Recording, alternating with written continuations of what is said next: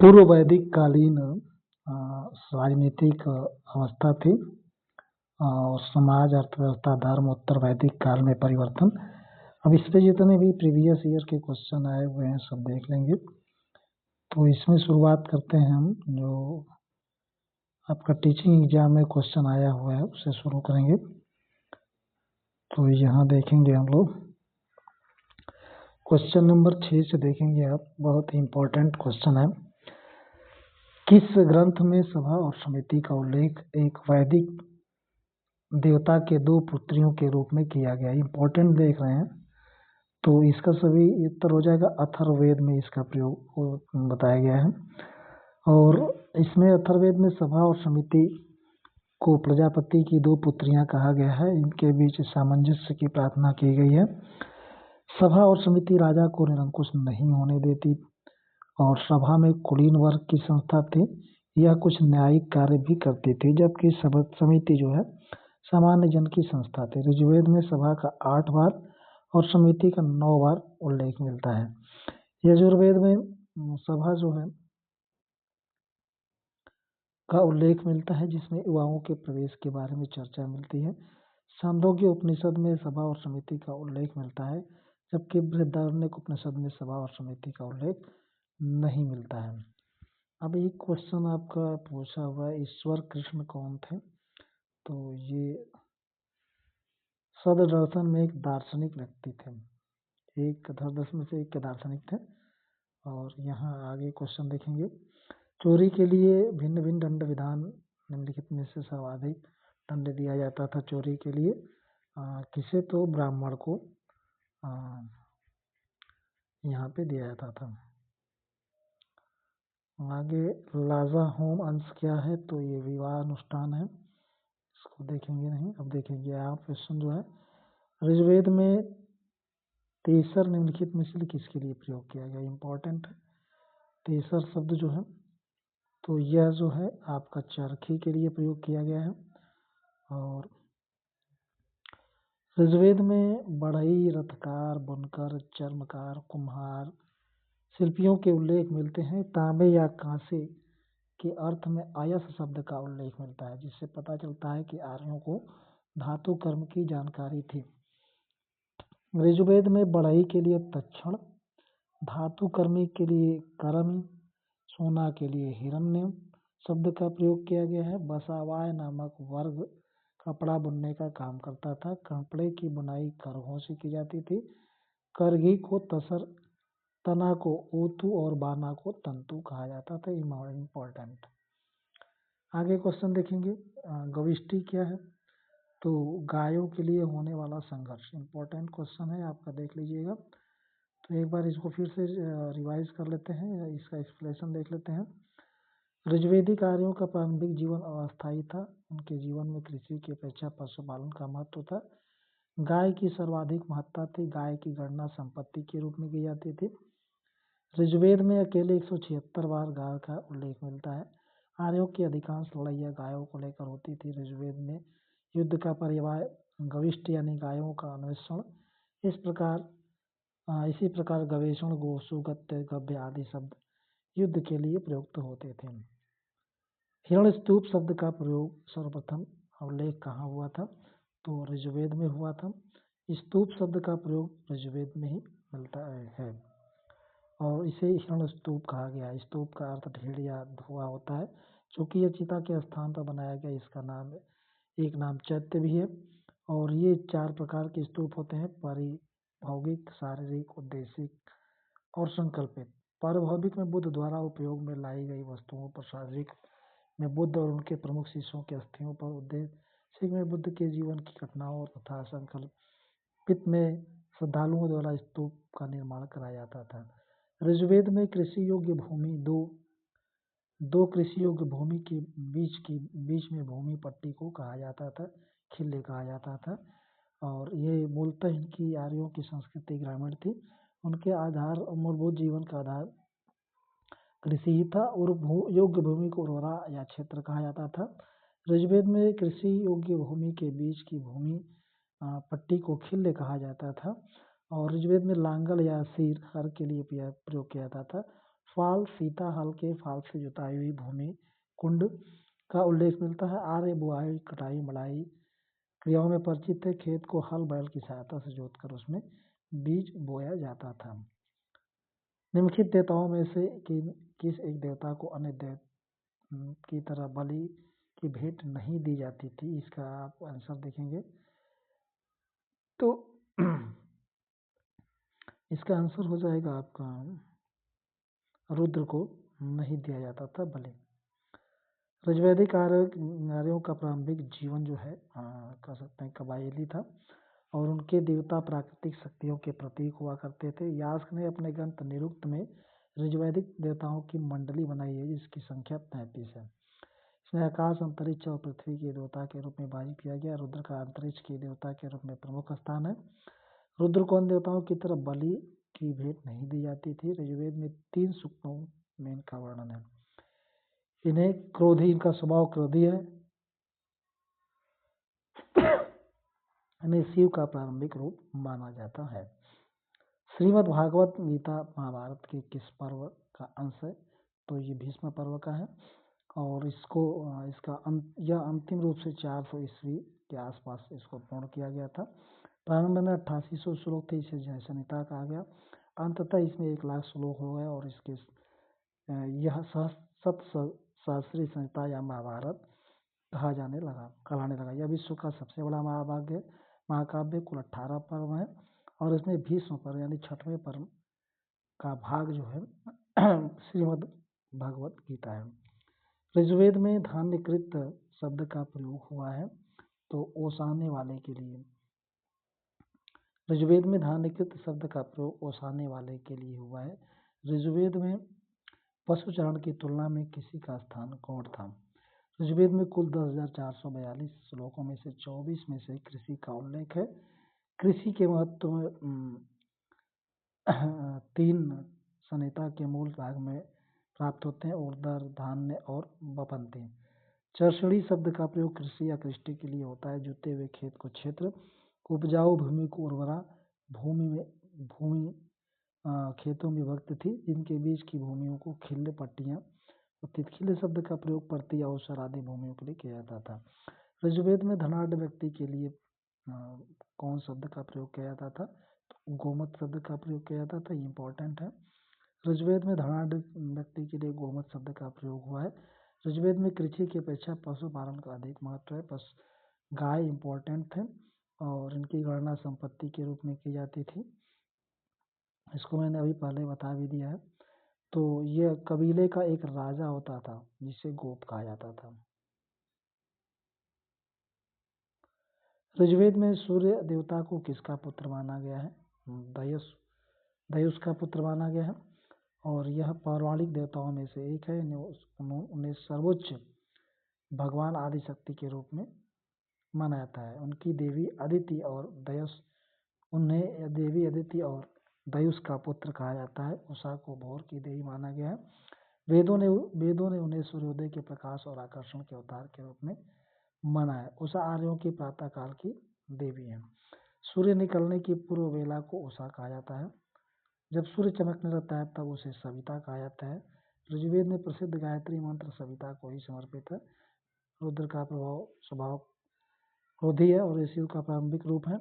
उर्वशी सबसे अधिक प्रसिद्ध वैदिक अप्सरा थी। ऋग्वेद में निष्कग्रीव एक प्रकार का आभूषण था और सिक्कों में नियमित प्रचलन रूप से पूर्व वैदिक काल में निष्क गले में पहना जाने वाला एक सोने का आभूषण था।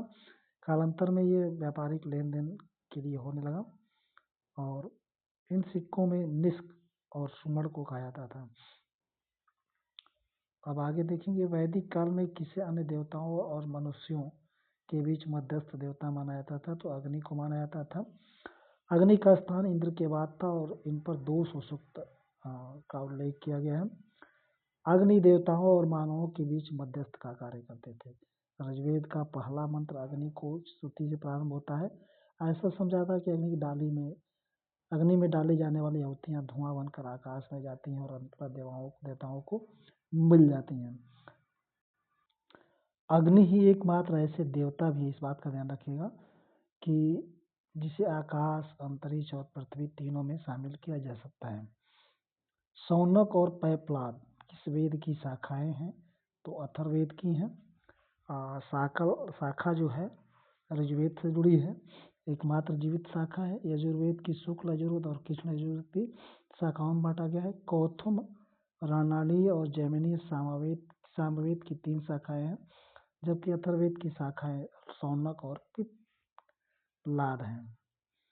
राजसूय यज्ञ के समय यजुर्वेद राजा लगभग 1 दर्जन रत्नियों के घर जाता था। उनमें कितनी रत्नियां महिलाएं होती थी? ये इम्पोर्टेंट है, आप देख सकते हैं। तो ये उस समय 4 महिलाएं जो होती थी रत्नियां। उत्तर वैदिक काल आते आते नारियों के धार्मिक जीवन में महत्वपूर्ण परिवर्तन हुआ। इस काल में बड़े बड़े यज्ञों की शुरुआत हुई, जिसमें राजसूय, अश्वमेध, वाजपेय। राजसूय यज्ञ में रत्नियों की महत्वपूर्ण भूमिका होती थी। शतपथ ब्राह्मण में ब्राह्मण 12 रत्नियों का प्रथम बार उल्लेख हुआ है। इन 12 रत्नियों में से 4 महिलाएं होती थीं। धर्मशास्त्र में पति के प्रवास में रहने की स्थिति स्त्रियों के लिए किस पद शब्द का प्रयोग किया जाता है? तो पोषित भर्तिका या पोषित पथिका। ये ऐसी स्त्रियां जिनका पति प्रवास से आने वाला हो, उनके लिए आगत पथिका शब्द का प्रयोग किया जाता है। धर्मशास्त्रों में किया गया है। आगे चलकर स्मृतिकारों ने स्त्रियों को स्त्री धन सहित कई अधिकार की वकालत की और स्त्रियों के अधिकार के संबंध में सबसे उदार व्याख्या याज्ञवल्क्य ने किया था। जनक याज्ञवल्क्य कथानक निम्न से प्राप्त होता है। बृहदारण्यक उपनिषद से। बृहदारण्यक उपनिषद के प्रधान प्रवक्ता याज्ञवल्क्य ही थे और विदेह राजा जनक की राजसभा में ब्रह्मादि विद्वानों को याज्ञवल्क्य द्वारा शास्त्रार्थ में परास्त कर ब्रह्म विद्या का प्रतिपादन करने का वर्णन इसमें मिलता है। मानव चिंतन के इतिहास में पहले इसी उपनिषद में ब्रह्मा और पूर्ण तत्व को ग्रहण करके उसकी यथार्थ रचना की गई है। मैत्रेयी को याज्ञवल्क्य द्वारा प्रदत्त आत्मज्ञान के महत्व का प्रसिद्ध वर्णन याज्ञवल्क्य गार्गी संवाद इसमें मिलता है। वैदिक काल में भटकी हुई गायों को सकुशल घर पहुंचाने वाले देवता किसे माना जाता था? पूषण को माना जाता था। और पूषण का मुख्य कार्य मार्गों के संरक्षण के होता था। ये भटके हुए पशुओं को मार्ग दिखाते थे और पशुओं के देवता भी थे। वैदिक काल में वे शूद्रों के देवता हो गए। उत्तर वैदिक काल में जब पूषण का रथ बकरे खींचते थे और पूषण विवाह के भी प्रमुख देवता थे। ऋग्वेद का विवाह सूक्त पूषण को ही समर्पित है। इसमें मिलान करना है, सम्मिलित आगे देख लेंगे इसका। तो ऋग्वेद का जो पाठ करता है होत्री होता है। ऋग्वेद को अर्घ्यु, सामवेद का उर्दगाता, अथर्ववेद का ब्राह्मण। कौन सा वैदिक देवता का उल्लेख बोगस गई अभिलेख में मिलता है? तो इंद्र, मित्र, नासत्य और वरुण। यही 4 आपके हैं जिनका वर्णन मिलता है। बोगस गई मितानी राज्य की राजधानी थी। इस लेख में हिति नरेश और मिताई नरेश के मध्य हुई संधि का वर्णन है। इस हेतु इंद्र, वरुण, नासत्य, मित्र नामक देवताओं को साक्षी माना गया। यह अभिलेख 1400 ईसा पूर्व का है और इसकी खोज 1906 में हुंगो विंकलर ने मिट्टी की पट्टिकाओं पर उद्धृत लेख के रूप में तुर्की से की थी। इस अभिलेख में रथ के पहिपट्टियों के घूमने के अर्थ में आवर्तन शब्द का प्रयोग मिलता है। ऋग्वेद में सरस्वती नदी किन सहायक नदियों का उल्लेख है? तो द्विस्तुति और आपया। ऋग्वेद की नदी सूक्त में 19 नदियों का उल्लेख मिलता है, जबकि संपूर्ण ऋग्वेद में 25 तथा संपूर्ण वैदिक संहिता में 31 नदियों का उल्लेख मिलता है। ऋग्वेद के नदी सूक्त में परुष्णी रावी नदी को इरावती नदी भी कहा गया है। सरस्वती, बृहस्पति नदियों के मध्य का प्रदेश ब्रह्मवर्त कहलाता था। ऋग्वैदिक पर्जन्य देवता किसके देवता थे? तो वर्षा, जल और नदी के थे। ऋग्वेद में पर्जन्य बादलों के देवता थे। यह मुख्यतः वर्षा, जल, नदी आदि के लिए पूजनीय होते थे। इंद्र को आंधी, तूफान, बिजली, वर्षा का देवता अंशतः माना जाता है। वरुण को नदियों, समुद्रों का देवता मित्र और वरुण 1000 स्तंभ वाले महल में निवास करने वाले देवता थे। रुद्र भय उत्पन्न करने वाले, जबकि अश्विन को ऋषि वैदिक काल में चिकित्सा का देवता माना जाता था। निम्नलिखित में से कौन एक ऋग्वेद की जीवित शाखा है? तो ये शाकल होगी। ऋग्वेद की कई शाखाएं हैं जिसमें इन्हें चरण की संज्ञा दी गई। शाकल ऋग्वेद से जुड़ी एकमात्र जीवित शाखा है। यजुर्वेद को शुक्ल यजुर्वेद और कृष्ण यजुर्वेद 2 शाखाओं में बांटा गया। कौथुम, राणानीय, जैमिनीय, सामवेद की 3 शाखाएं हैं। अथर्ववेद की शौनक और पिप्लाद है। वैसे ऋग्वेद की 5 शाखाओं शाकल, वास्कल, आसवलायन, संखायन, मांडुकायन का उल्लेख मिलता है, किंतु वर्तमान में शाकल शाखा सबसे प्रमाणित और जीवित शाखा है। निम्नलिखित यज्ञों में और उसके आयोजकों को सम्मिलित करना है। सम्मिलित नहीं है जो, तो ईश्वरमेध एकराट हो जाएगा। बाकी वाजपेयी, सम्राट, पुरुषमेट, विराट, अश्वमेघ, स्वराट। उत्तर वैदिक काल में क्षेत्रीय राजों का योग था। ये तो इस काल में राजाओं की शक्ति में वृद्धि हुई और नवीन राजत्व सिद्धांतों की स्थापना हुई, जिसमें राजाओं की दैवी शक्ति संपन्न कहा गया। और यहाँ पे अधिराज, राजाधिराज, एकराट, सम्राट जो राजा की उपाधि थी धारण करते थे।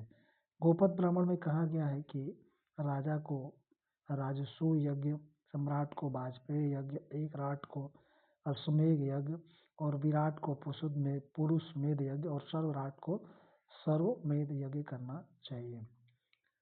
असत्य कथन को चुनना है तो इनमें से कोई नहीं होगा। ये ऋग्वेद, अत्रेय ब्राह्मण ऋग्वेद से संबंधित है, कौशिकीय ऋग्वेद से संबंधित है और ये दोनों ही ऋग्वेद से ही संबंधित हैं। ऐतरेय ब्राह्मण में ऋग्वेद से संबंधित ग्रंथ है और इसमें 40 अध्याय हैं, 8 समूहों में विभक्त है। इसका प्रमुख विषय सोमयोग है। अग्निहोत्र और राजसूय यज्ञ का विवरण मिलता है। कौशिकी में 30 अध्याय हैं और इसमें अग्नाधान, अग्निहोत्र, 10 पूर्ण मास तथा ऋतु यज्ञ का वर्णन मिलता है। नचिकेता की कहानी जो है कठ उपनिषद में मिलती है। भारतीय दर्शन का मुख्य आधार वैदिक साहित्य का अंतिम उपनिषद है, जिसे वेदांत भी कहा जाता था। उपनिषद का अर्थ शिष्य द्वारा ज्ञान प्राप्त है तो गुरु के समीप बैठना, और इसी में जो है 600 से 331 ईसा पूर्व शहरों के विकास उन स्थानों के पास हुआ जहाँ पर कुछ विशिष्ट प्रकार के शिल्पियों का उन ग्रामों में प्रचलन था जो व्यापारिक केंद्र भी थे। सही उत्तर को चुनना है तो ये हो जाएगा आपका। कर्मकांडों के बारे में विस्तृत जानकारी कहाँ से प्राप्त होती है? तो कल्पसूत्रों से प्राप्त होती है। कल्पसूत्र और वेदांगों की संख्या, कल्पसूत्र में वेदांगों की संख्या 6 है। शिक्षा, कल्प, व्याकरण, निरुक्त, छंद, ज्योतिष। इसमें कल्पसूत्र के 3 भाग हैं, श्रोत्र, व्रत और धर्म। सर्वसूत्र को कुछ विद्वान कल्प वेदांग का चौथा भाग मानते हैं, परंतु उसे श्रोत्र सूक्त के अंतर्गत ही मानते हैं। इनमें धार्मिक कर्मकांडों की विस्तृत जानकारी मिलती है। यज्ञ विधान संस्कारों का व्याख्या इसमें मिली है। अलग अलग ऋषियों ने वेदों की प्रत्येक शाखाओं के लिए की है। इसको संकलित करने का श्रेय लोमहर्ष ऋषि को दिया जाता था। असत्य कथन को चुनना है तो इसमें ये हो जाएगा आपका। और बाकी धर्म राजा कानून का निर्माता नहीं था, राजा कानून का रक्षक था, ग्रामीण जीवन के प्रशंसक थे, ये सब हो जाएगा।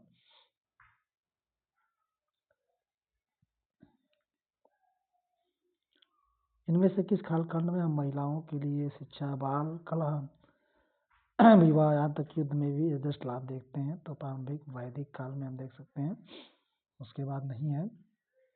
वेदों की भाषा क्या थी? तो ये सभी जानते हैं वेदों की भाषा क्या थी, ये सभी संस्कृत थे।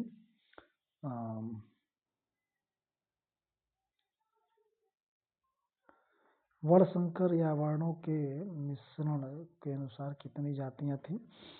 तो यहाँ पे अंत्यज किस जाति का गठित है? तो दलित थे ये। और जंगली और पर्वतीय प्रदेश कहलाते थे। वहाँ बसने वाले अंत्यज कहे जाते थे। पड़ोसी विदेशियों को मलेच्छ, चांडाल या फिर पौलकस, बेदलकर, चर्मकार आदि गणना की जाती थी। आज के परिचय में अंत्यज शब्द दलित में निहित हो गया, ऐसे ये आपका देख सकते हैं। राजस्थान ये नहीं होगा, अब आगे देखेंगे।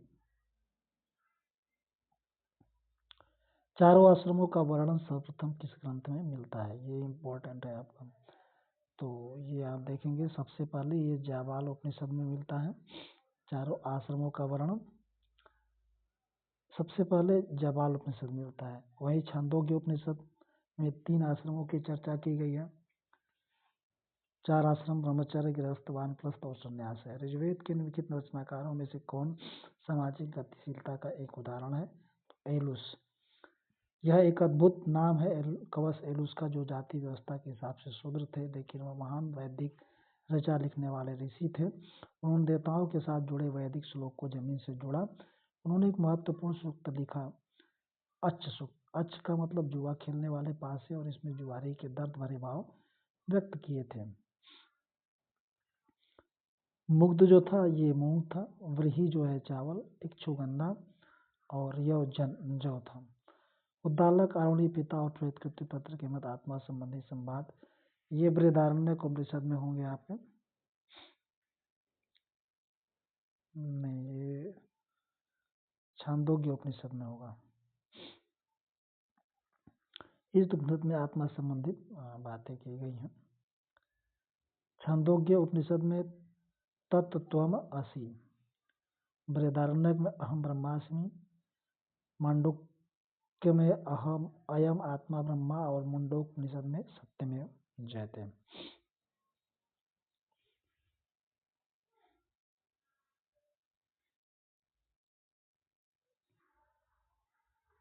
झेलम नदी का मूल नाम क्या है? तो वितस्ता है, ये सभी जानते हैं।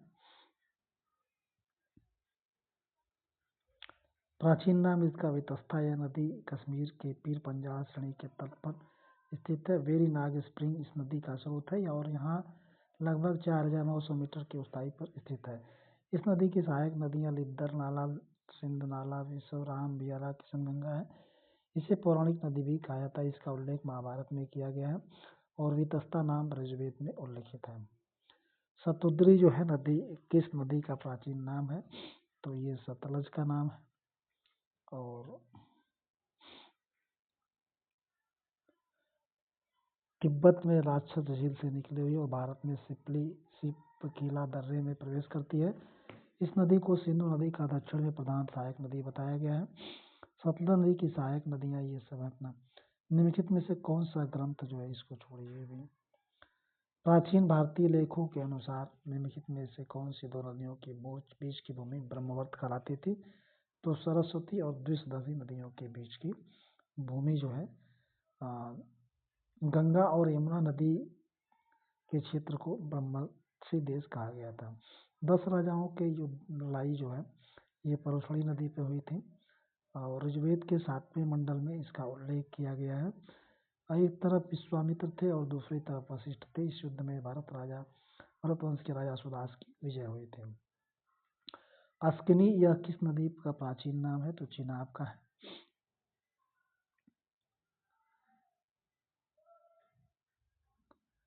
अब आगे देखेंगे इसमें झेलम, वितस्ता, सतलुज, सतुद्री, काबुल, कुंभा, ये तो देख लिया आपने। निम्नलिखित किस वैदिक पाठ के लिए जो है वेदांत शब्द का प्रयोग किया गया था? तो उपनिषद के लिए किया गया है। ये सभी आप देख लेंगे। ऋग्वेद के कई परिच्छेदों में अगन्य मारना यानी कि गायों के लिए इसका प्रयोग किया गया है।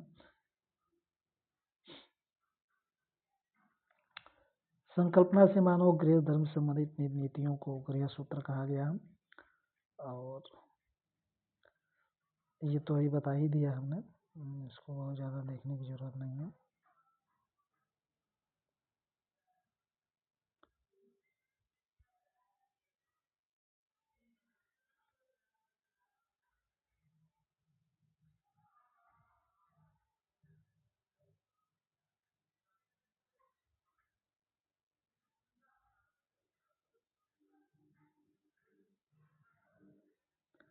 वैदिक आर्यों का प्रमुख भोजन क्या था, ये देख लेंगे।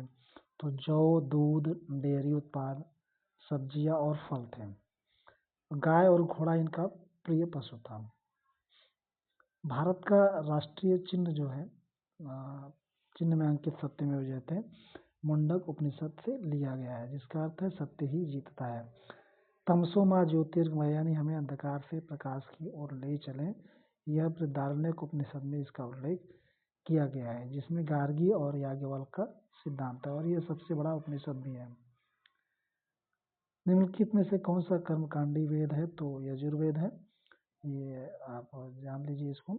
और इसके पुरोहित को अर्घ्य कहा जाता था। यह शुक्ल और यजुर्वेद में विभक्त है। शुक्ल यजुर्वेद को वार्ष्णेय संहिता कहा जाता है। शुक्ल यजुर्वेद का ब्राह्मण ग्रंथ जो है शतपथ है, और कृष्ण का ब्राह्मण ग्रंथ तैत्तरीय है। पुनर्जन्म का सिद्धांत जो है कौन से वैदिक लेख में पहली बार मिला है, तो छांदोग्य उपनिषद। इसके अलावा आगे देखेंगे, इसमें पुनर्जन्म के सिद्धांत की व्याख्या की गई है।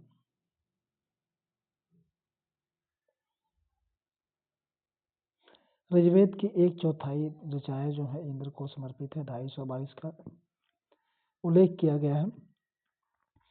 और ऋग्वेदिक आर्यों का प्रधान देवता था, इसे पुरंदर अर्थात किलों का तोड़ने वाला युद्ध के नेता के रूप में चित्रित किया गया था। प्रकृतिगत के रूप में वर्षा का देवता माना गया था। देवताओं का उल्लेख भूगज कई अभिलेख से प्राप्त नहीं होता है, तो मरुत का नहीं होता है, इंद्र, विप्र, वरुण और नसत्य का होता है।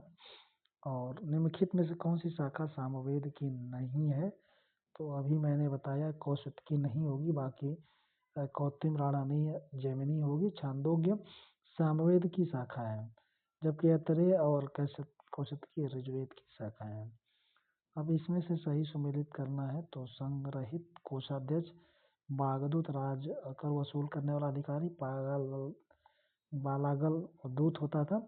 बावता संस्कृत शब्दकोश का शब्द होता था। Arctic home in the Vedas, लेखक जो है इसके बीजी तिलक थे, और इन्होंने व्यक्त किया था कि आर्यों का मूल निवास उत्तरी ध्रुव आर्कटिक प्रदेश। उपनिषदों की विषय वस्तु क्या थी, ये आपको बताना है, तो सत्य की खोज। प्रमाणिक उपनिषदों की संख्या 10 ही मानी गई है। इसमें पराविद्या, अध्यात्म विद्या की बात की गई है। प्राचीन भारतीय जिस विवाह में कन्या के पिता को गो मिथुन देने की शर्त होती थी, उसे कहते थे आर्ष विवाह।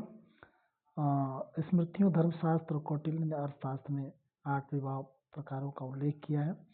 कन्या, इसमें दैव विवाह जो था, पुरोहित यज्ञ का अनुष्ठान विधि पूर्वक करा लेता था, उसी के साथ कन्या का विवाह कर दिया जाता था। प्रजाप्य विवाह, वर वधू का धर्म आचरण करते हुए विवाह। ब्रह्म विवाह, इस विवाह को सर्वोत्तम माना जाता था। इसमें का पिता वेदज्ञ और शीलवान वर ढूंढता था। अब इसमें ऋग्वेद की जो ब्राह्मण है कौशिकी है, यजुर्वेद का तैत्तरीय, सामवेद का पंचविश और अथर्ववेद का एकमात्र ही ब्राह्मण है गोपद ब्राह्मण। कौन सा कथन विवाद विचार करना है, इसमें से कौन सा सही होगा, तो भारतीय संस्कृत में वेद जो है सनातन वर्ण मूल के सबसे प्राचीनतम ग्रंथ है। वेद प्राचीनतम वेद है, और सभी वेद जो है सभी जानते हैं। पुरंदर जो है इंद्र को कहा गया।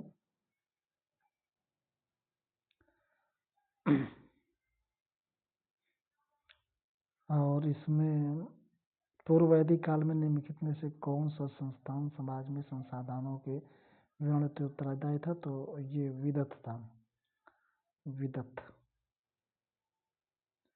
आगे इसमें देखेंगे, इसको रहने देते हैं। ऋग्वेद की किस मंडल में गायत्री मंत्र का उल्लेख लिखा गया है, तो ये तृतीय मंडल में है, और इसके रचनाकार विश्वामित्र हैं। यह मंत्र सविता सूर्य को समर्पित है। नारायण के साथ विष्णु का तादात्म्य में प्राचीनतम उल्लेख मिलता है महाभारत से, और नारायण के साथ विष्णु के तादात्म्य में यह सर्वप्रथम महाभारत के शांति पर्व में मिलता है, जहाँ उन्हें सर्वव्यापी और सभी को उत्पन्न करने वाला बताया गया। नारायण का प्रथम बार उल्लेख ब्राह्मण ग्रंथों में मिलता है, किंतु तादम में नारायण से स्थापित होने पर पंचरात्र धर्म यानी भागवत धर्म अस्तित्व में आया। नारायण के उपासक पंचरात्र कहे गए।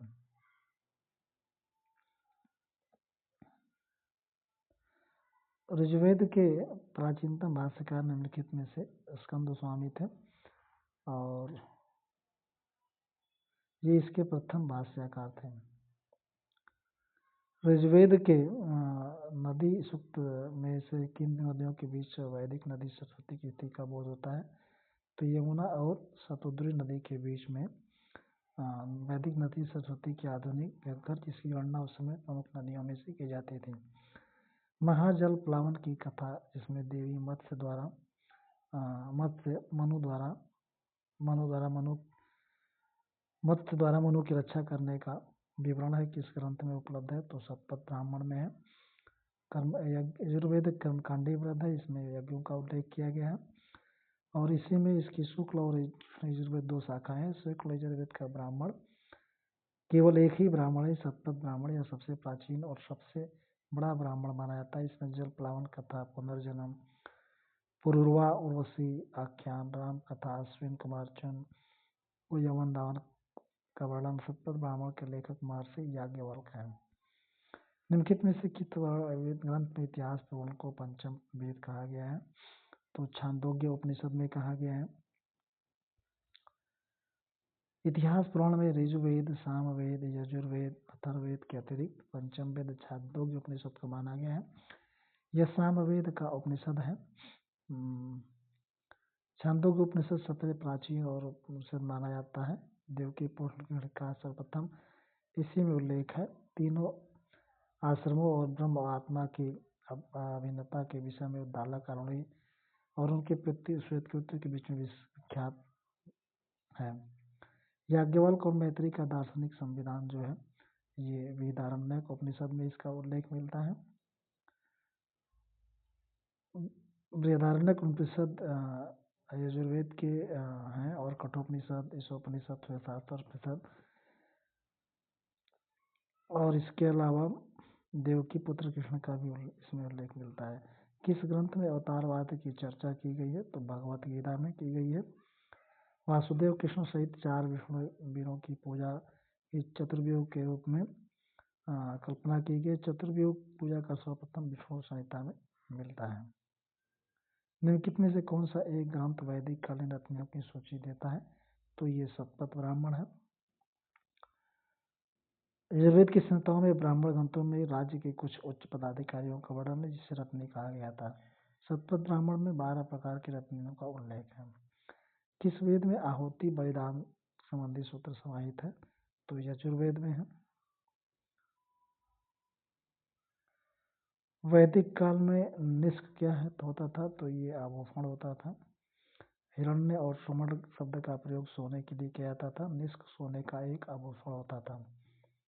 ऋग्वेद में शर्त, व्रात और गढ़ सेंटी की कही जाती। प्रतिगीत का प्रयोग अग्नि देवता के लिए किया था। ऋग्वेद में बाल विवाह नहीं होता था। ऋग्वेद में निम्नलिखित में से वर्णित किस उपनिषद में वर्णित कैकेयी जनपद का एक दार्शनिक राजा था? तो अश्वपति था।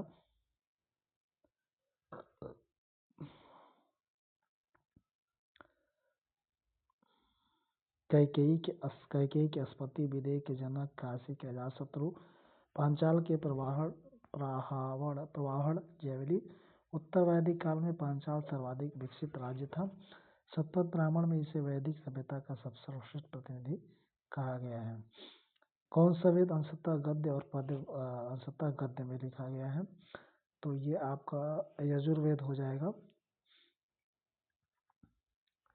यजुर्वेद का ब्राह्मण सतपथ ब्राह्मण है। किसमें यजुर्वेद गद्य में लिखा गया है? एक पुनर्विवाहित स्त्री के लिए प्रयुक्त पुनर्भू शब्द सर्वप्रथम किस ग्रंथ में है? तो ऋग्वेद में है। चूँकि ऋग्वेदी समाज जो है एक पुरुष प्रधान समाज था, फिर भी स्त्रियों की दशा ठीक थी। यदि इसमें स्त्री को जब पुनर्विवाह करती थी तो उसे पुनर्भू कहा जाता था। सती प्रभात का प्रमाण नहीं मिलता है। नियोग प्रथा का बड़ी मात्रा में प्रयोग होता था और ऋग्वेद में उल्लिखित जनों का उल्लेख जो है, तो ये हो जाएगा यदु, पुरु, चेदी, मत्स्य। यदु ये सब थे। और यदु अनु दुरु तु यदु तुर्वस और तुर्वस। वैदिक राजा युग में राजा के पश्चात महत्वपूर्ण अधिकारी पुरोहित हुआ करता था।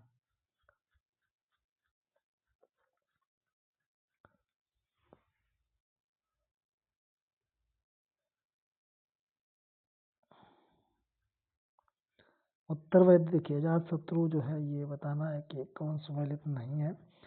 तो अश्वपति, कैकेयी, जनक, विदेह, प्रवाहण, जावली, पांचाल के। तो अजात शत्रु ये काशी के थे। उत्तर वैदिक काल में ब्रह्मदत्त नामक राजकुल का काशी पर अधिकार हुआ। इस कुल में महान पंडित शासक हुए। इनके कुल के राजा शत्रु जो आत्मा और परमात्मा ज्ञान के अनुपम थे। पंजाब में कैकेयी राजकुल में राजा अश्वपति हुए थे। जनकपुर मिथिला में देवों के राजा जनक हुए, जिनके दरबार में याज्ञवल्क्य और गार्गी जैसी स्त्रियां थीं। कुबा को काबुल, प्रोफुड़ी, रावी, रानीरा, गंडक, शतुद्री,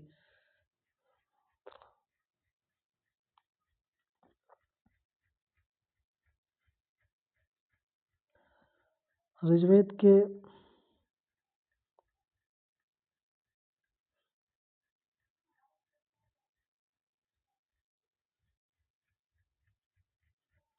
कृषि को बढ़ावा देने के लिए इसको राजा सुदास, जिसके बारे में ऋग्वेद में वर्णन है, उसके 10 राजाओं को पराजित किया था। किस जन से संबंधित था? तो त्रिशु जन से।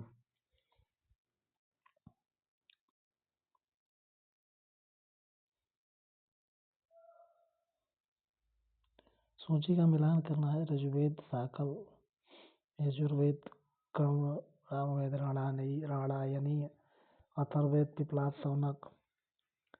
उत्तर वैदिक काल में पंचाल राज्य का प्रसिद्ध दार्शनिक नरेश प्रवाहण जावली था।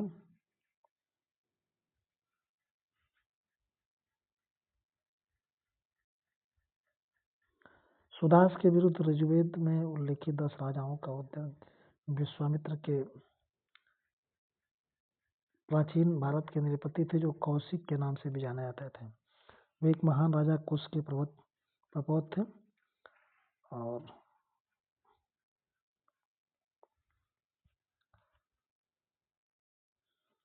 निम्नलिखित पुरोहितों में से कौन यज्ञ के संपादन का निरीक्षण करता था? तो ये ब्रह्मा थे।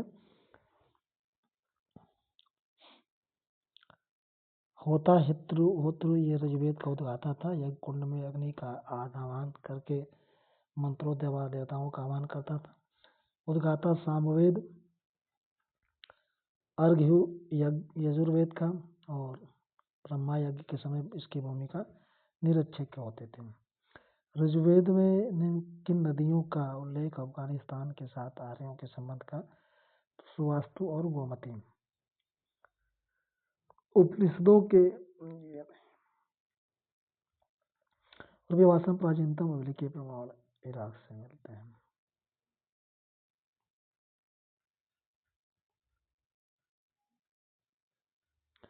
कौन सा प्रस्थान त्रयी में सम्मिलित नहीं है? भागवत।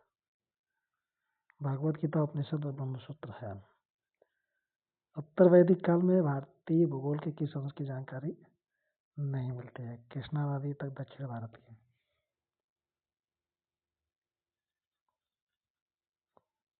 किसी वैदिक ग्रंथ में हम दक्षिण राज्यों का उल्लेख नहीं पाते हैं।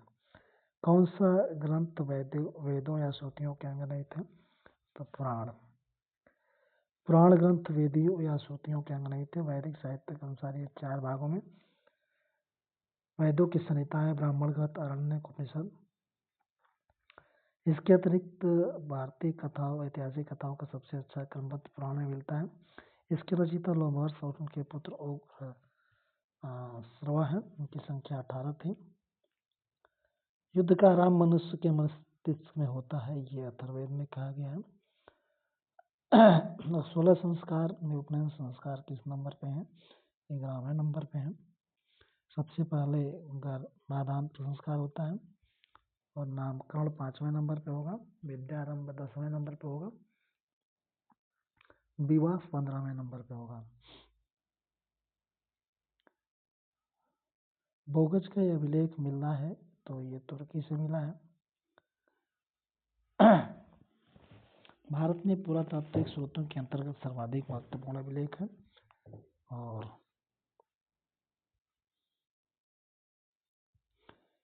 वेदों के काव्यात्मक हिस्से को संहिता कहा गया। वैदिक युग की सर्वाधिक प्राचीन संस्था कौन थी? तो वेदत थी।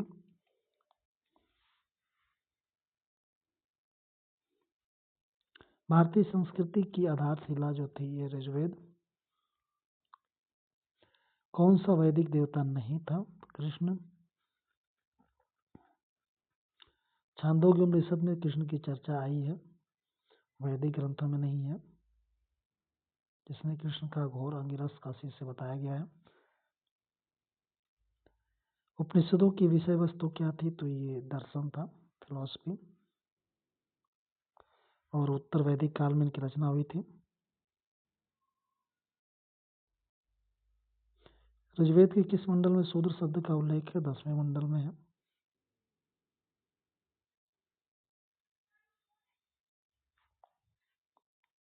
राजा की उत्पत्ति के विषय में प्रथम उल्लेख किस ग्रंथ में मिलता है? ऐतरेय ब्राह्मण में।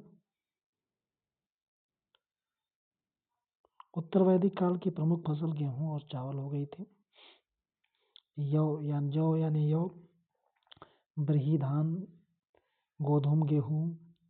सप्त ब्राह्मण से कृषि संबंधित क्रियाओं का उल्लेख मिलता है।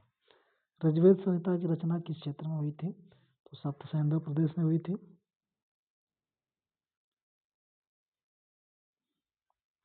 छांदोग्य उपनिषद का संबंध किस वेद से है? तो सामवेद से है। प्रश्नोपनिषद, मुंडकोपनिषद, मांडूक्योपनिषद अथर्ववेद संहिता से है तथा ऐतरेय उपनिषद ऋग्वेद संहिता से है।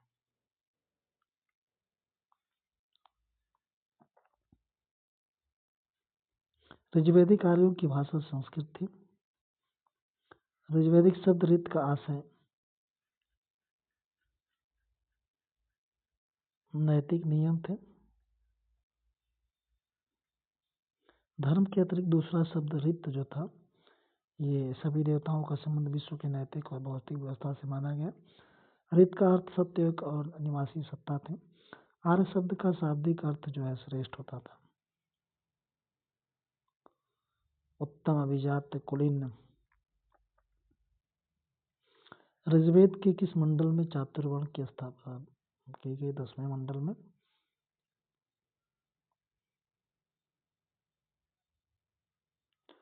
ऋग्वेद का 2 से 7वां मंडल प्राचीन है और शेष प्रसिद्ध यानी जाली बाद में जोड़ा माना गया है।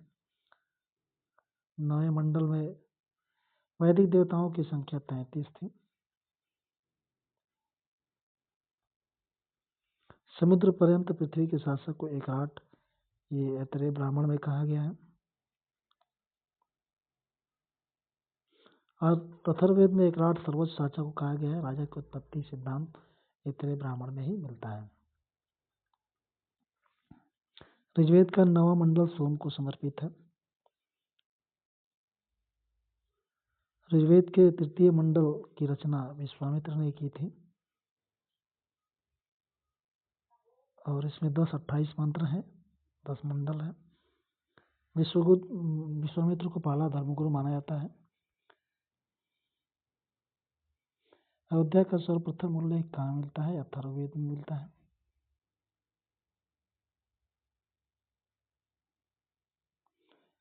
तक्षक नामक व्यक्ति को वैशाली का गांव का निवासी बताया गया। बिंबिसार को काशी का राजा बताया गया। सप्तम ब्राह्मण में विस्तार से वर्णन जो है धार्मिक कर्मकांड का है।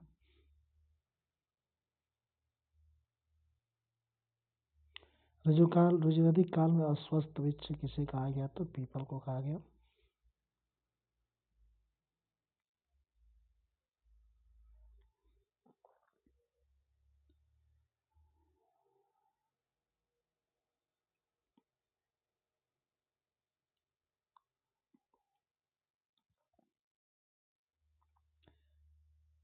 निम्नलिखित में से किस संस्था में जो है स्त्रियों के भाग लेने का उल्लेख प्राप्त होता है? वेदत। और ऋग्वेद में सर्वाधिक 122 बार इसका उल्लेख हुआ है पुरुषों के साथ स्त्रियों को भाग लेने के लिए। शतपथ ब्राह्मण में स्त्री को अर्धांगिनी कहा गया है। उत्तर वैदिक काल में स्त्रियों को सभा में भाग लेने से रोक दिया गया। उत्तर वैदिक काल में किस विचारक ने वेदों की महिमा को खंडन किया था? तो कौत्स्य ने किया था, जो भगीरथ की बेटी कलम के पति थे।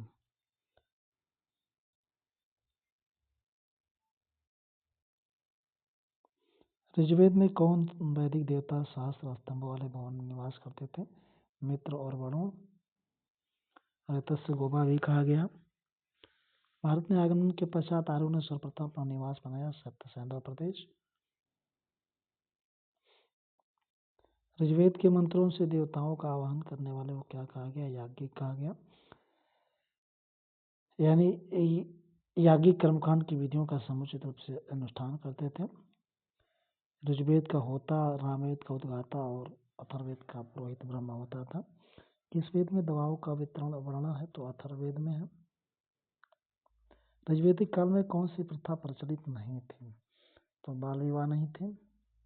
कौन सा ग्रंथ भारतीय गणितज्ञ का गणित का प्राचीनतम साक्ष्य है? तो 16 सूत्र है।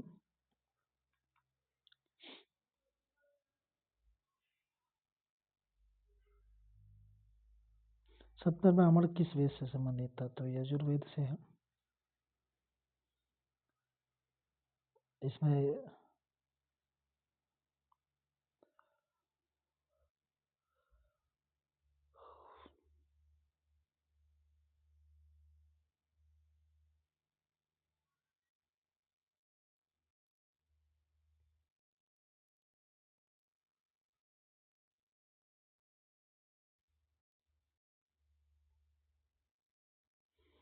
मिलान करना है। तो ऋग्वेद के वाचन करने वाले को हेता, यजुर्वेद अर्घ्य और सामवेद उद्गाता, अथर्ववेद ब्रह्मा। कौशिकी ब्राह्मण में अधोलिखित की संहिता का ब्राह्मण ग्रंथ है? तो ऋग्वेद का है। ऋग्वेद के ऐतरेय और कौशिकी हैं, जबकि यजुर्वेद के तैतरीय और शतपथ हैं। सामवेद के पंचविंश और तांडव, अथर्ववेद का एकमात्र गोपथ है। मेरु ब्रह्मांड की संबंध है? तो ये बौद्ध धर्म से है। ऋग्वेद में घोड़े का कितनी बार उल्लेख हुआ है? तो ये 176 बार। गौ का हुआ है। वृषभ का 170 बार हुआ है। और अश्व का प्रयोग 215 बार हुआ है।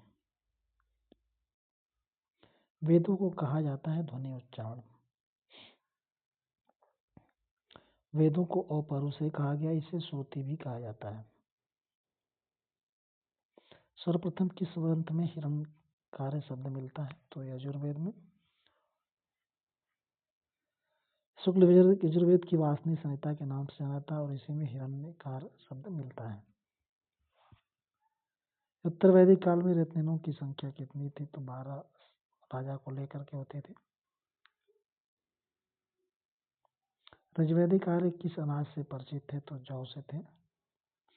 इसके अलावा शाकाहारी और मांसाहारी दोनों प्रकार के भोजन करते थे। दूध, दही, खीर, पनीर, जौ और सत्तू को दही मिलाकर करब नामक खाद्य पदार्थ बनाते थे।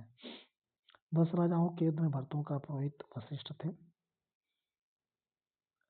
और 10वें मंडल में इसका वर्णन किया गया है। विश्वामित्र ने युद्ध का नेतृत्व किया था 10 राजाओं के, और जबकि सुदास के वरिष्ठ पुरोहित वशिष्ठ थे। आर्य और अनार्य की लड़ाई थी पुरोहित को पद को लेकर के। ऋग्वेद में किस मंडल में शूद्र का उल्लेख मिलता है? तो 10वें मंडल में। ऋग्वेदिक काल में किसको जल का देवता माना गया है? वरुण को। इन्हें ऋतस्य गोपा भी कहा जाता है।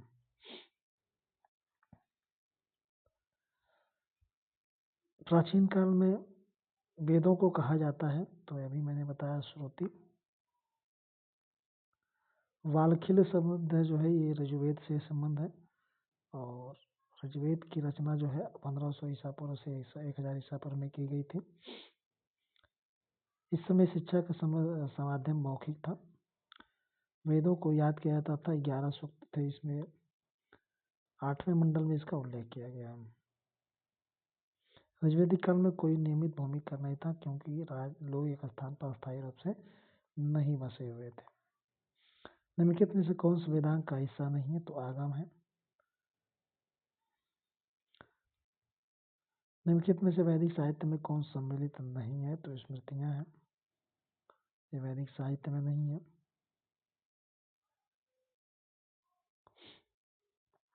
पुरुष सूक्त जो है ऋग्वेद का भाग है।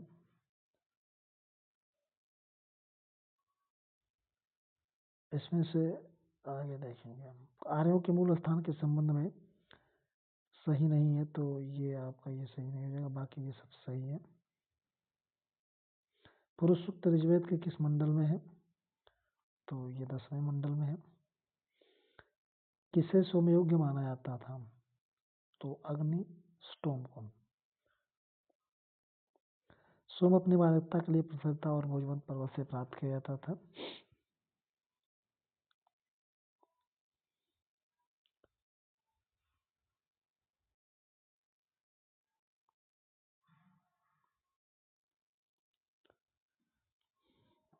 किस यज्ञ में 25 यूपों के प्रयोग का विधान किया गया है? तो पुरुषमेध में। वाजपेयी में 21 और अश्वमेध में 16 यूपों का विधान है। इसका उद्देश्य कृषि को उत्पादन को बढ़ावा देना होता था।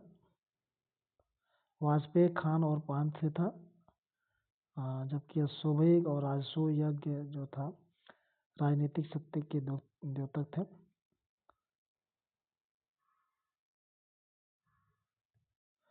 ऋग्वेद में देवताओं के लिए किसके वर्णन किया, देवताओं में से किसके लिए वर्णन किया गया? उसका बकरी खींचते थे, तो पूषण। यहाँ पे हम देखेंगे सारे देवताओं के, अंतरिक्ष के देवता इंद्र, रुद्र, वायु, जाट, पर्जन्य, आप, मात, ऋष्वंत है ये सब, और ये अब देख लेंगे।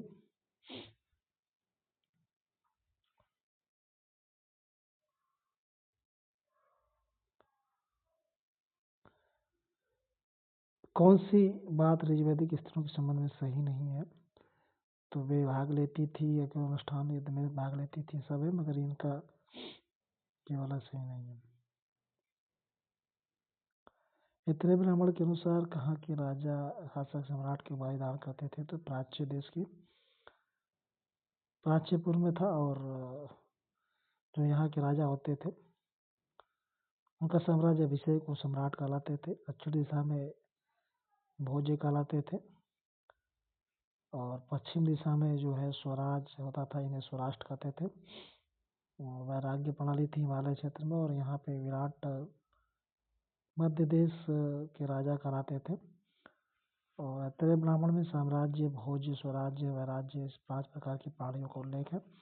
सम्राट वे शासक होते थे जो वंशानुक्रमित होते रहते अपनी शक्ति के लिए।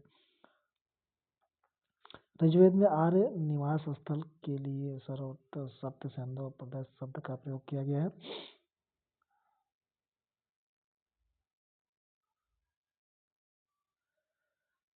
कौन सी यज्ञ वेदियों के निर्माण का विवरण मिलता है? तो ये शुल्ब सूत्र में मिलेगा।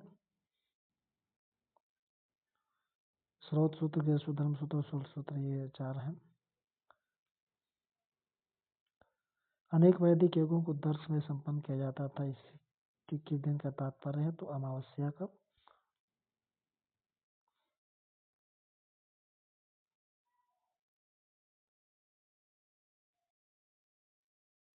वैदिक कालीन पर्वत मुजवंत निवास स्थान इसका सोम का हुआ करता था।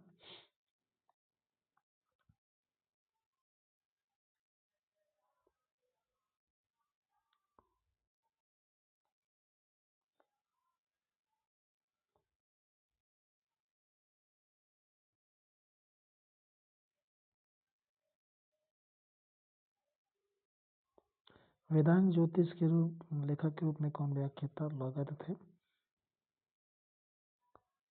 यजुष का अर्थ यज्ञ होता था। ऋग्वैदिक भरतों का अधिवास जो होता था ये सरस्वती घाटी में था।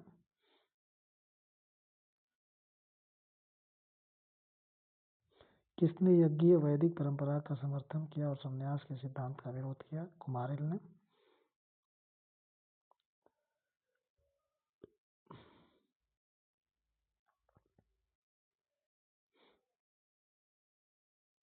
ऋग्वेद में यजुर्वेद का अधिकतर किसके साथ योग मनाया जाता था? तुर्वस के साथ।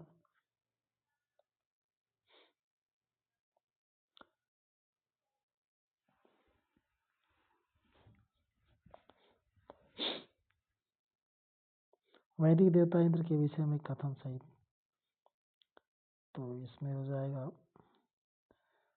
इंद्र वर्षा और झंझावत के देवता थे। वरुण जो थे ऋतुस्वरूप का नैतिक थे और वैदिक काल में वरुण को सम्राट कहा गया। वैदिक काल में भूमि का स्वामित्व जो है संपूर्ण कबीले पर था। पूर्व वैदिक काल में लोग समूहों में रहते थे। किसने वैदिक रचनाओं की रचना नहीं की थी? स्वयंवरा ने। लोग घोषा लोपामुद्रा विश्वारा स्त्रियों के नाम आते थे जो पर्याप्त शिक्षित थी और इन्होंने कुछ मंत्रों की रचना की थी। सप्त ब्राह्मण पत्नी को पति की अर्धांगिनी कहा गया था और वह पति के साथ यज्ञ कर्मों में भाग लेती थी। पत्नी से रहित व्यक्ति यज्ञ का अधिकारी नहीं होता था। ऋग्वेद में जायद स्तंभ यानी पत्नी गृह कहकर उसको स्पष्ट को और स्वीकार किया गया है।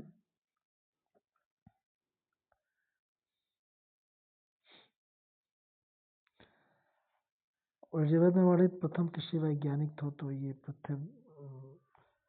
पृथुवन्य थे।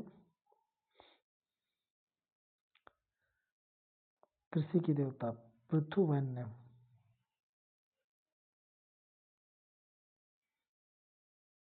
अथर्वा नामक ऋषि इसके प्रथम दृष्टा थे अथर्ववेद के। दूसरे दृष्टा अंगिरस थे ऋषि। अथर्वा रिंगस वेद भी कहा जाता है।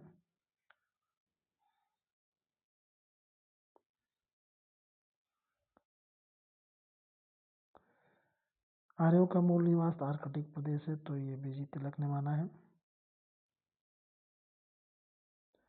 रेवा नर्मदा नदी का उल्लेख मिलता है, ये सतपथ ब्राह्मण में मिलता है।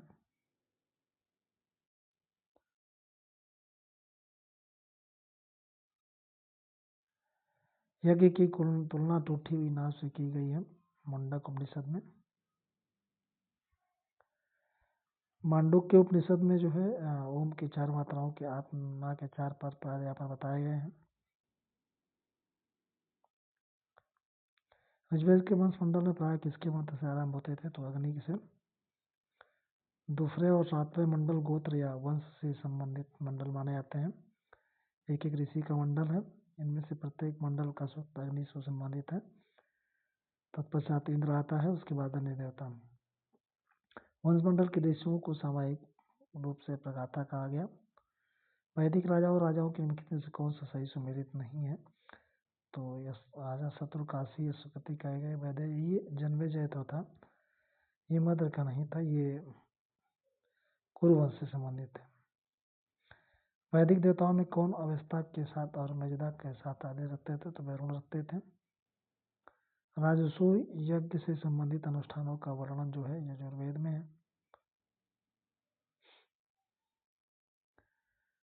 यजुषों का संकलन है। यजु शब्द का अर्थ है यज्ञ पूजा श्राद्ध आदि है। इसकी वाज यजुर्वेद नामक पुरोहित वर्ग करता है। इसकी वाजनयी संहिता में 40 प्रारंभिक के 25 विषय वस्तु की दृष्टि महत्वपूर्ण है। और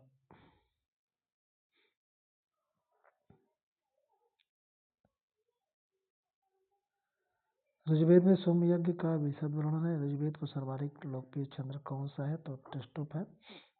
4253 बार गायत्री मंत्र जो गायत्री छंद 24 67 जगती छंद 53 गायत्री छंद में सबसे कम 24 शब्द था। जगती में सबने सर्वाधिक 48 शब्द है। उत्तर वैदिक काल में प्राच्य देश के राजा कहे जाते थे सम्राट। एते ब्राह्मण में पूर्व पश्चिम और उत्तर दक्षिण के मध्य राष्ट्रों के लिए क्रमशः सम्राट पूर्व होता था, स्वराट पश्चिम, विराट उत्तर, भोज दक्षिण और राजन जो है मध्य देश के लिए किया जाता था।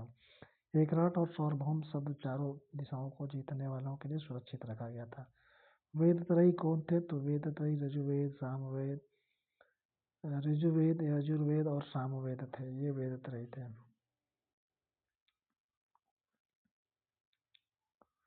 वैदिक काल में ग्राम का मुखिया कौन होता था? तो ब्राह्मणी होता था। अपाला आत्रेयी के मंत्र संग्रहित किए गए थे ऋजुवेद में। निम्नलिखित ग्रंथों में से प्रमुखतः एक में यज्ञ वेदियों के निर्माण का विवरण है, तो 16 सूत्र में है।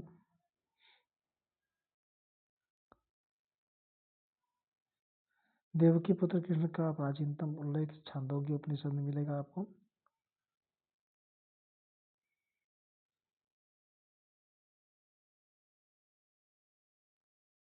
अविवाहित कन्या का पुत्र किस नाम से जाना जाता था? तो ये कानीन नाम से जाता था।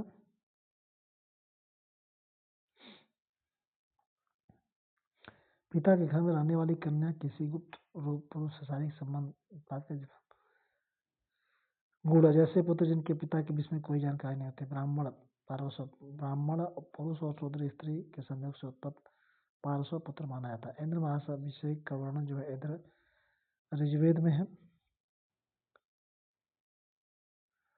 और ऋग्वेद सबसे प्राचीन वेद है।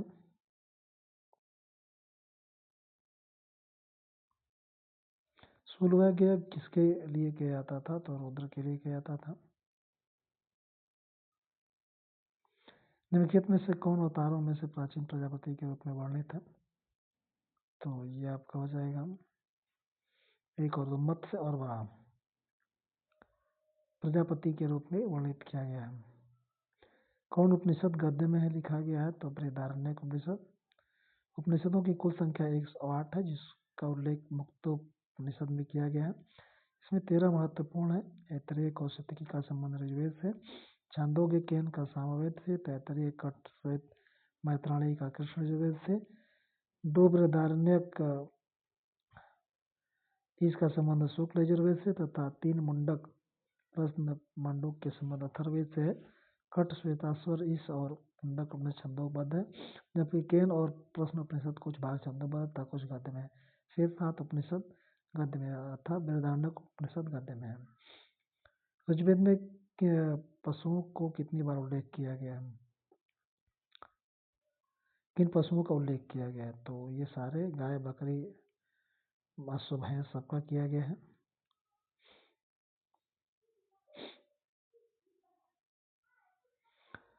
वेदांतक प्रश्न अजातशत्रु को काशी का राजा बताया गया है।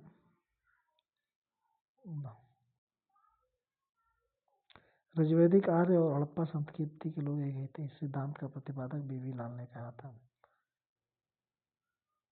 द्रुत क्रीड़ा किस कर्मकांड का अंग है? तो राजस्व यज्ञ का है।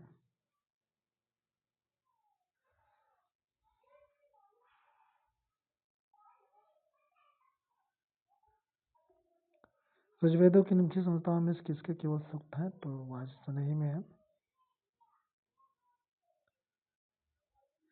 कौन उपनिषदों में निम्नलिखित कैकेयी जनपद का दार्शनिक राजा था? तो अश्वपति का।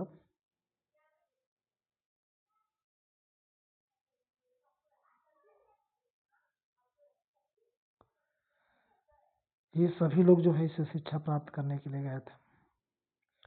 निरुक्त का प्रणेता कहा गया था यास्क को।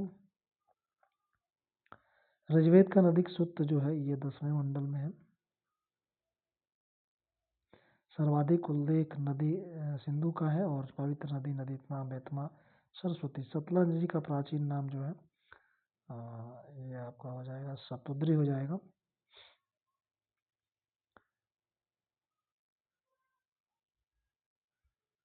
उत्तरकाल में पालगल जी, तो ये तो था आपका संदेशवाहक था, दूत कह सकते हैं। मिलान करना है इसमें आपको, कौन सा सही है। चारों वेद के अलग अलग ब्राह्मण, ऋग्वेद के ब्राह्मण ऐतरेय और कौशिकी था, सामवेद में पंचविश और षड्विश।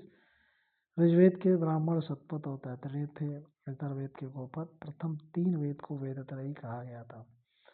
ऋग्वेद में अमृतमय, नदीतमय और सरस्वती नदी को कहा गया।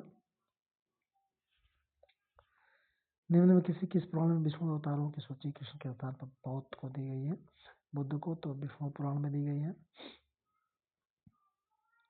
और मत्स्य पुराण में दी गई है।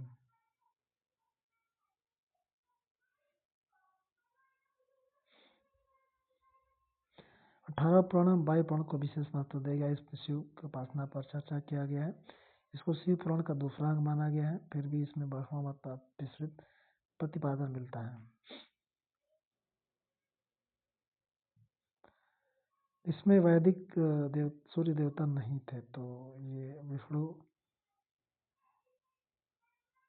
उरुक्रम विष्णु को यज्ञ का प्रतिपादक कहा गया है। विष्णु को सर्वोच्च देवता देवनाम द्वापर कहा गया है। अन्य सभी सूर्य से संबंधित है। ताम्र निधियां आर्यों का कर्तव्य है, एच गल्डर ने कहा। उपनिषद कालिक अस्पति कहाँ के राजा थे? तो ये कैकेयी के थे। कैकेयी के कौन सा एक सम्मिलित नहीं है? तो चारों वेद जो है इनके ब्राह्मण जुड़े हैं। तो ऐतरेय, कौशिकी, सामवेद, पंचविश, जैमिनी, यजुर्वेद का शतपथ, तैतरीय और अथर्ववेद का एकमात्र गोपथ। तो ये पूरा आपका ऋग्वेद का पूरा खत्म हो गया।